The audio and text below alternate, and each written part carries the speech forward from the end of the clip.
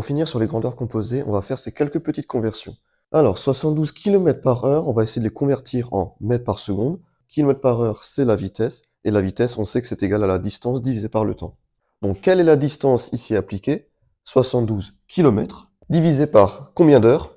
Comme on fait 72 km par heure, cela revient à dire que l'on divise par 1 heure. Comment est-ce qu'on fait pour passer de mètres par seconde? On convertit les kilomètres en mètres, facile. 72 km, tu sais normalement que ça fait 72 000 mètres.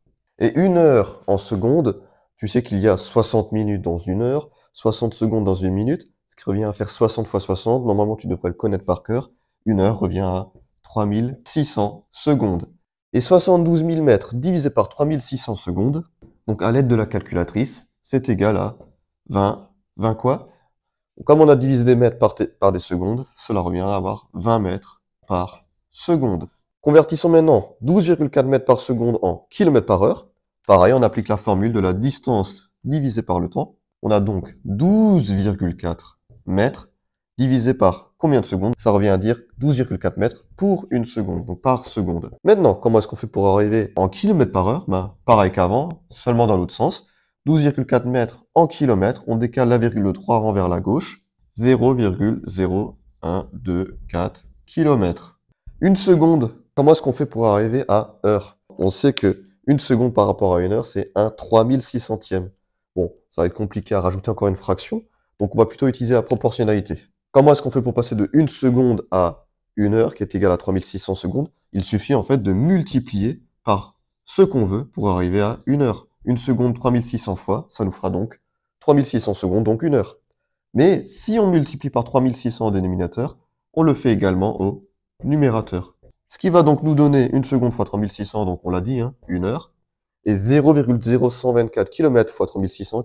Et donc grâce à la calculatrice, on trouve 44,64. Et on n'oublie pas l'unité, on était en kilomètres, on reste kilomètres. Résultat final, 44,64 km divisé par 1 heure. Bon, divisé par 1, on sait le faire.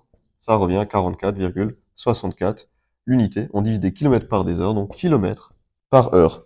Pour info, c'est 12,4 mètres par seconde, c'est la vitesse d'Usain Bolt, et donc la vitesse du plus grand sprinter de tous les temps, là revient à 44,64 km par heure. Autant dire que c'est rapide pour un coureur. Pour finir, ça c'est le débit moyen d'une petite rivière, 6 mètres cubes par seconde, et on va les convertir en litres par minute.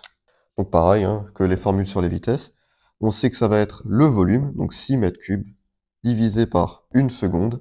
Alors pour passer justement de tout ce qui est au cube en litres, on connaît la formule qui nous dit que 1 mètre cube, c'est 1000 litres, ou 1 décimètre cube, c'est 1 litre. Bon là, on peut directement utiliser le mètre cube. 6 mètres cubes, ça nous fera donc 6000 litres. Si tu n'es pas convaincu, tu peux passer au décimètre cube, tu décales la virgule 3 rangs, tu tomberas sur 6000 décimètres cubes, et 6000 décimètres cubes, c'est donc égal à 6000 litres.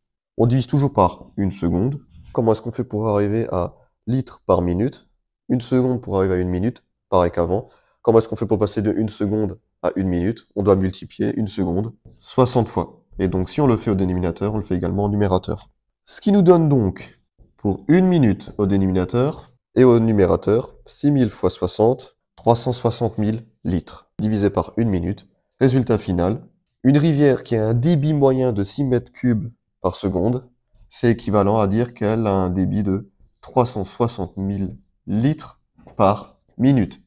Ceci marque la fin de la série de vidéos sur les grandeurs composées, notamment ici les conversions de grandeurs composées, et je te souhaite du coup une bonne journée.